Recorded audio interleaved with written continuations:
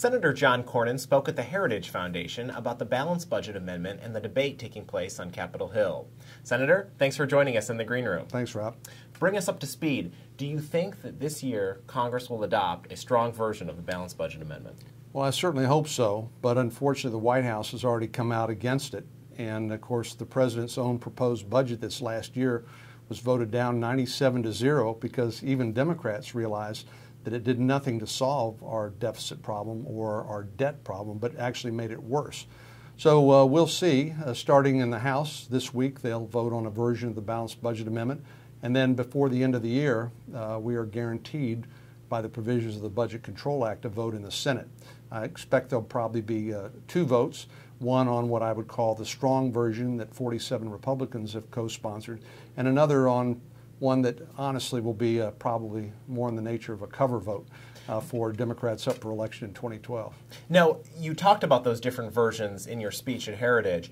As I understand it, the version that you support, that 47 Republicans support, includes a cap at 18% of the economy, and it requires a supermajority in the Senate in order to raise taxes. That's correct. Why do you think that those provisions are crucial for a balanced budget amendment?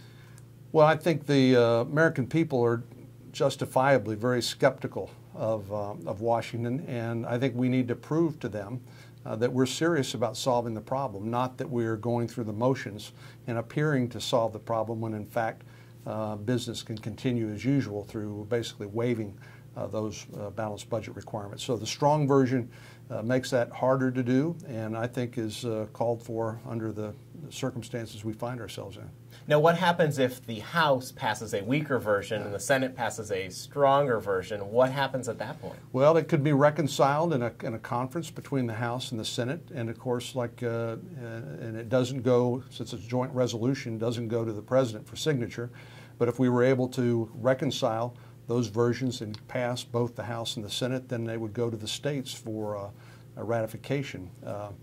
Obviously, we've got a hill to climb here, but that's one reason why I'm speaking on it here today at the Heritage and elsewhere, to try to build public awareness and hopefully generate some pressure on Congress to do what we need to do. Now, one other thing that's coming up in the next week is the debate over the Supercommittee. We expect some sort of report.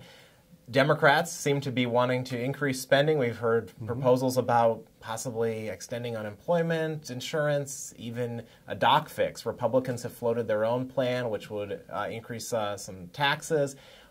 From your perspective, where do you see things going? What are your expectations? Well, I hope, for the country's sake, that the Select Committee is able to come up with, to meet their targets.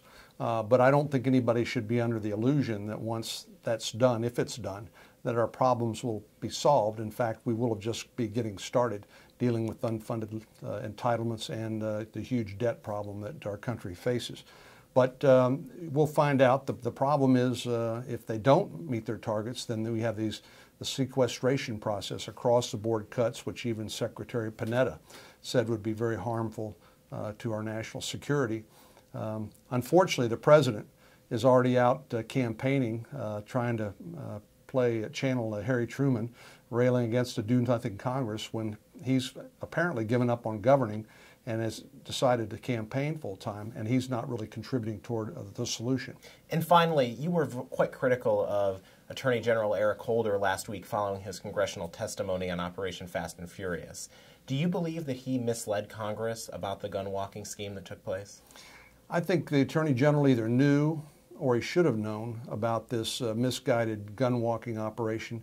And there's been a lot of attempt to try to obfuscate and hide and actually resist Congress's legitimate constitutional role and oversight. In the Senate, Senator Grassley's led the way, and in the House, Congressman Issa has. And the Attorney General and the Department of Justice have been non-cooperative, and in fact sent a letter in February of this year saying that no such operation had been executed. Only in November of 2011, roughly 9 months later, to say, you know what, that letter we sent you in February, that was false. It actually did happen. So I'm not satisfied with the Attorney General's response. I think he's not cooperated with Congress. We need to get to the bottom of this, and we're going to continue to press the issue until we get to the truth.